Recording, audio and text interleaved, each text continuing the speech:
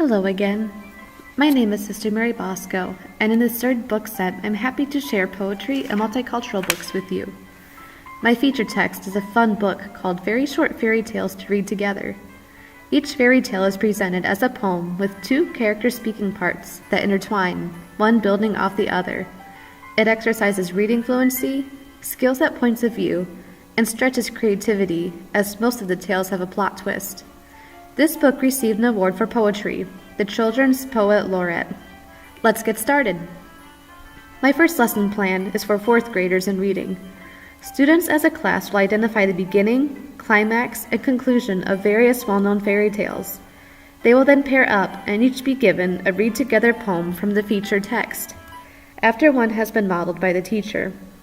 Each student will make a biteable about the character they enacted. They are to describe the character, setting of the story, and the role of their character in the story. They will share their biteable with the class and discuss whether the fairy tale's conclusion matched that of the original tale.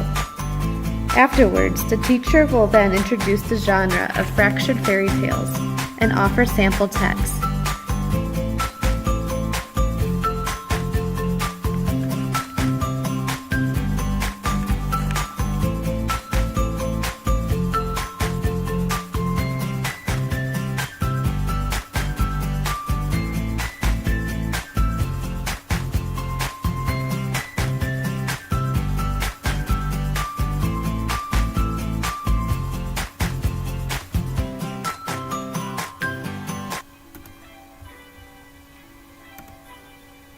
My second lesson plan falls under the content of music. The students will pair up and be given a read-together poem from the featured text. Once they have read the text through together once, they will come to the teacher, who will give them a small variety of instruments.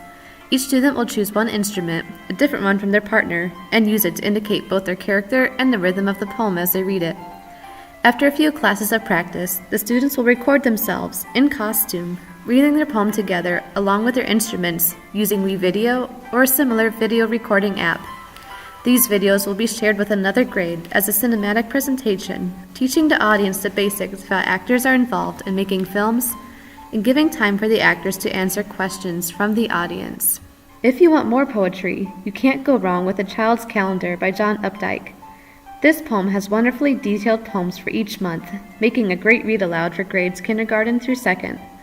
A Visit to William Blake's Inn and Rain Makes Applesauce are both poetry books of nonsense.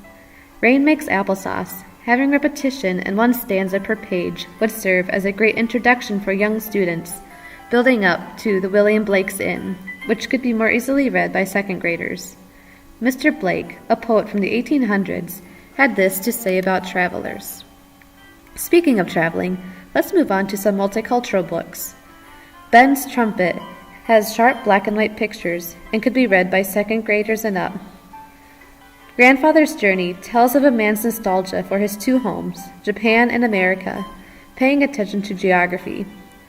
Telling of the World Wars, it might be a more suitable read-aloud for students beyond first grade. The Fool of the World and the Flying Ship is retelling of a Russian tale with a great moral. The whimsical characters make it a fun read-aloud for any age, and it could best be read by third graders and up. These two books tell of different cultures with poetry. When Clay Sings, telling of the Native American culture, has great repetition and vivid images, great for first grade and up. Good Masters, Sweet Ladies tells of life at a medieval English manor.